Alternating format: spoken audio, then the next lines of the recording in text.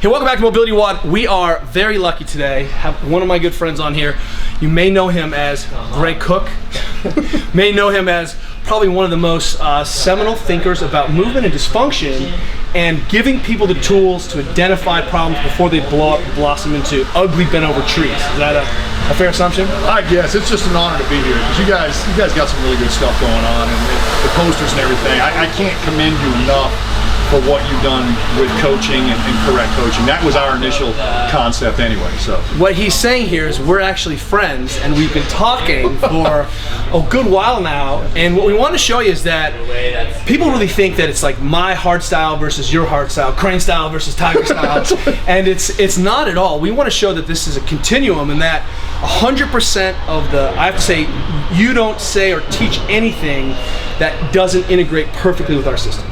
And that concept of mutually accommodating systems that Buckminster Fuller talks about, if there's a piece of your thinking that I don't understand, and I drill down, I'm like, oh, I understand. But if there's a piece that doesn't integrate, then there's a problem with your system or my system, and I have to be honest, I haven't found that yet. No, I think the most, if you strip away everything, you and I are both passionate about patterns. That's been a big part of our why statement.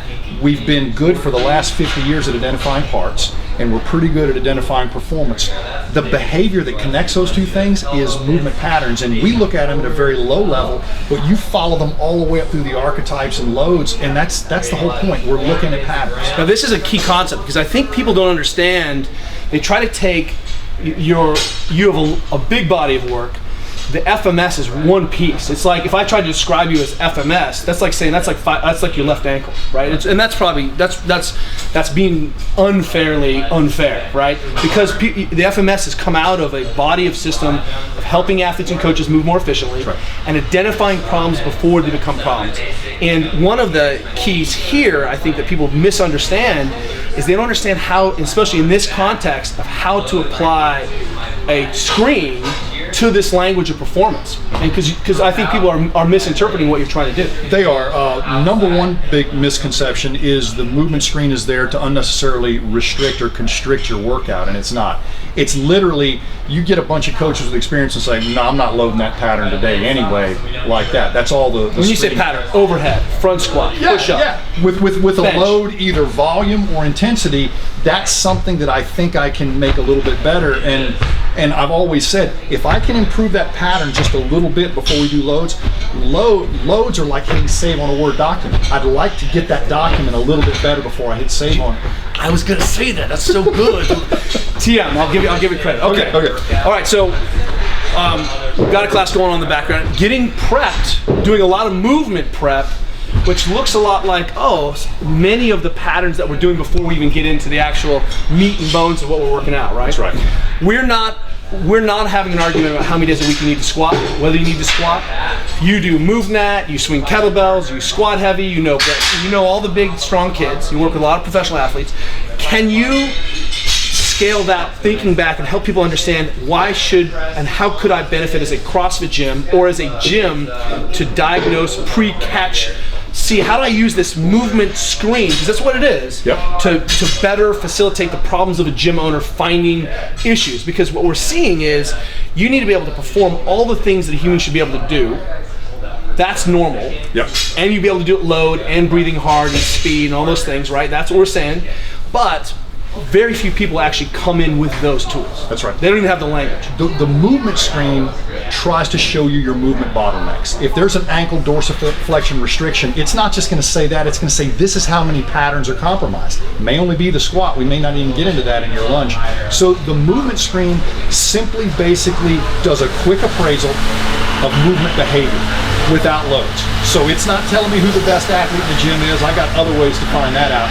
It's literally saying, is your expert coaching, your instruction, and your cues going to bottleneck? Because if you have a restriction that's so bad on the FMS that we have to score to 1, I'm literally coaching you like that. Your body can't hear all the good coaching cues. So you mean I can't just say knees out, knees out, knees out, knees out? Yeah. Get tight, elbows up? No, that's a cool thing, because I ran into that as a young coach. Some people I would drop that curl on and they would just grow. You know, like corn in the summertime. I do the exact, oh great, I got a great party trick. I do it to somebody else and it wouldn't work. And then I realized, wait a second. Their soil was ready for a seed. This soil is not ready for a seed. I'm dropping the same seed. It's different soil. And you're not even, let me be clear, you're not advocating even, because then under you, what I think I've seen you say is, hey, that's a great moment where I can split a group and say, hey, you're not going to overhead squat, you're going to front squat, or you're going to goblet squat, or you're going to air squat, right? Which is how coaches are scaling workouts anyway. And I've run into that problem in football and the military. So we want everybody to train together. I'm like, they will be training together much more quickly than you think, because I'm going to platoon the problems early, bring them back together. But if you and I both have tight T-spines and they stick you and I over in the corner with some T-spine opening drills, we're going to get competitive pretty quick. Way more so than if I just ride you about your T-spine. So if I take all the guys who got jacked up T-spines and put them in that corner and let nature and competition have its course, and the metric we're using is better T-spine mobility when you come out of that corner, that's going to be the most productive 8 minutes you'll ever give 8 alpha wolves. That's right. And you're not even advocating for this is the only way to platoon people. You're just saying, hey, are you seeing this quickly? And you're not even saying that necessarily that it has to be a physio. This is a coach intervention level practitioner. Even if I was a really savvy athlete, I should be able to see my friends and say, hey, you just ran a marathon. Let's see how bad you are, what the cost on your full capacity. That's right, that's right. And seeing somebody do poorly in a movement screen just lets me know how much coaching potential is there, because most of the stuff is so easily correctable. And I think just by looking at some of your body of work, you're changing movement screens a lot more than you're getting credit for, because you're hammering one archetype, you're making 3 of them better in the process. I'm so OCD about the metrics, I want to have a baseline for that, because when we get a money move or a money exercise that literally is the true definition of function. You know, the true definition of function is that which improves function, not what looks like it. Right. So if it makes you highly adaptable and no matter what I throw at you, you adapt to that well, you've been on a pretty functional program. That's the litmus test. So sounds very familiar here. All right. Now, one of the misconceptions is that, you know, when do I need, so I have athletes coming through, I don't know what their background is. We see that most people are, it's a dearth, it's a barren wasteland of having to squat. Most people have not actually taken their hips into full flexion or ankles into full flexion in a year. That's right. Much less, all right, now we're gonna overhead squat, right? So you're giving me a tool as a coach, almost a pre-screen.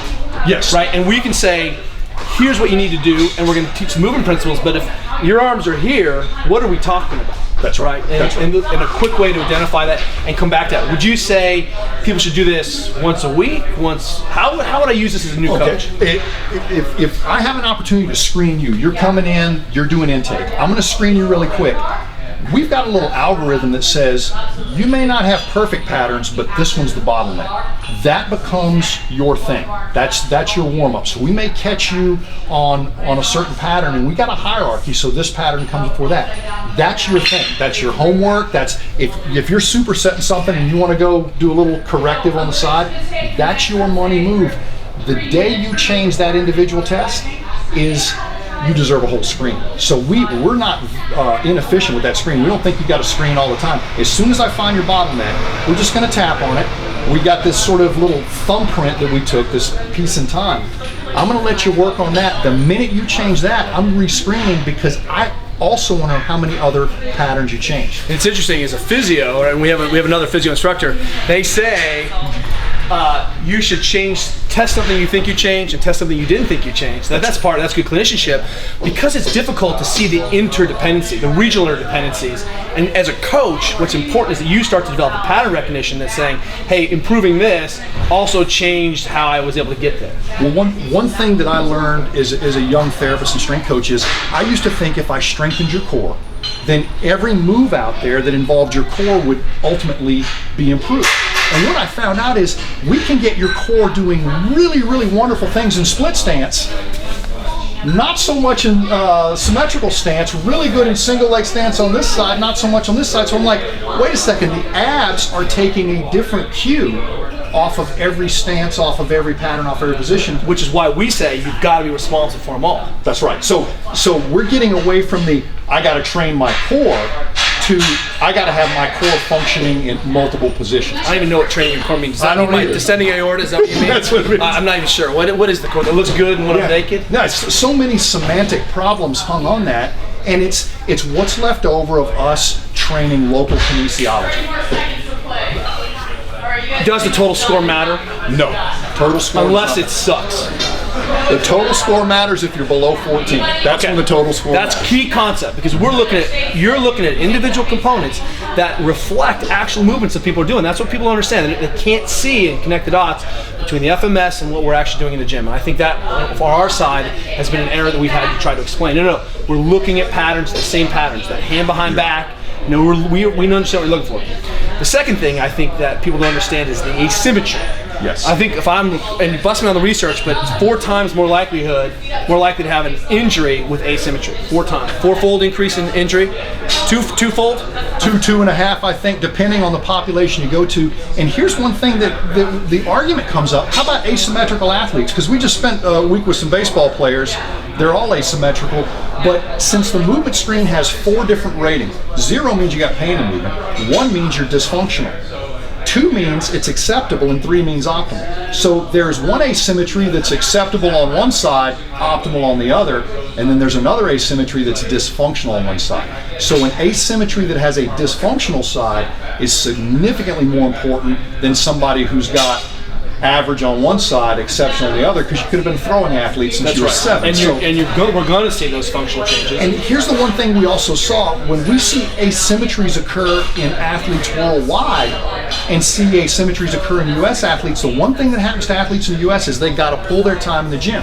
So what happens when I put a symmetrical load on an asymmetry? If all I'm doing is running around a track with a left turn, my asymmetry isn't compounded. But the minute I decide I've got to start squatting my sprinters, which is great, but they got an asymmetry. So now I'm doing symmetrical loads on an asymmetry. So I think sometimes we make an asymmetry a little bit more worse here because we impose symmetrical loads without being aware of asymmetry. That's right. So, and why we hammer on the foot turnout, we hammer on the one side, all the coaching cues you need, but this is an even easier way to see it and make it, just bring it to people's life, right? Yep. So this can be, because we want to give coaches better tools to understand the problems, and you and I are going to, we'll try to do some more work so that you can understand this, how vetted and good this is. And to be clear, my understanding is also that you're saying if I improve my functional movement screen, it doesn't mean I'm improving my performance. That's right. That's right. And that's also a big red flag. Quit using this thing the wrong way. Yeah. It's not a performance indicator at all. But what it will do, as soon as you pass the movement screen, the coaching disciplines that seem to work best flourish in that environment. When we take great coaching tips to somebody who can't pass a movement screen, they literally have a movement competency problem. So let's go to sniper school, but you can't bring your contact lenses. That's the kind of frustration you're getting ready to go into if you're trying to coach somebody up who can't even pass a screen. So these little bottlenecks actually are stuff that you and I probably intuitively pick up. But throwing the screen on the front end as you're developing your coaching style is a great thing, because now you're not going to point a coaching pearl where it's not deserved. Which is completely the issue. Yeah, right? that is. This isn't a dead end or an end where you're saying, hey, you don't have to be a good coach on top of this. We want to give you, what we say is we want to make the invisible visible. Yes. And people cannot see what's going on. The gym, I believe, is the best formal environment to take. You're throwing the javelin, guy can't turn the thumb down. It's difficult to see how he compensates. At javelin speed, it's easy to see in the gym. That's right. It's easy to see with these quick screens. And see, we've got passion for metrics, all right? Physical therapists, you give me bioelectric sensors, force plates, slow motion video, but literally it was my passion to come up with a quick little measuring stick that a high school teacher in a junior high could apply, because if we're going to change the physical culture of this country in particular, we've got to basically get a measuring stick that measures all the things that we've been missing. That's what I try to build. So. 100%. This is, you don't have to be a physical therapist or a coach to take this. You can be a person. You can be, I have 5 kids. I want to make sure that my kids are not going to be messed up. I can come to your course. Yes, absolutely. In fact, we should. Yes. This is, and I'll be honest, you have enough information out there that if you're clever enough to have connected all the dots, you probably can get most of the info, which is what I love. I mean, you can go to fms.com or on Google and you can see the test yourself. Yep. Even if you don't understand the full implications. There's 2 movement screens floating around. One is a self-movement screen that I published in Athletic Body and Balance a bazillion years ago. The other is a movement screen that's actually done by someone other than yourself. But we built the screen just like we built CPR. I mean, if the only people who know how to do CPR are physicians, we're not going to save many lives. So literally, if you're passionate about movement, if you're teaching or coaching movement in any way, or if you're just involved in a movement tribe, knowing that benchmark, you don't have to have a college degree or anything. It's simply call it like you see it, own your score, change your score. So. You are in town at Stanford this weekend, having a debate with Dr. Stu McGill. Dr. Stu McGill, Craig Liebenson, I guess, is going to moderate the thing, and we'll see what happens. Is it a cage, 2-man into 1-man league? It's an octagon. It's an octagon. We're not using tape or anything like that. No headgear. It's all out. We will try to get some more conversations down this weekend. Thank you so much. We will see you soon. Talk tomorrow.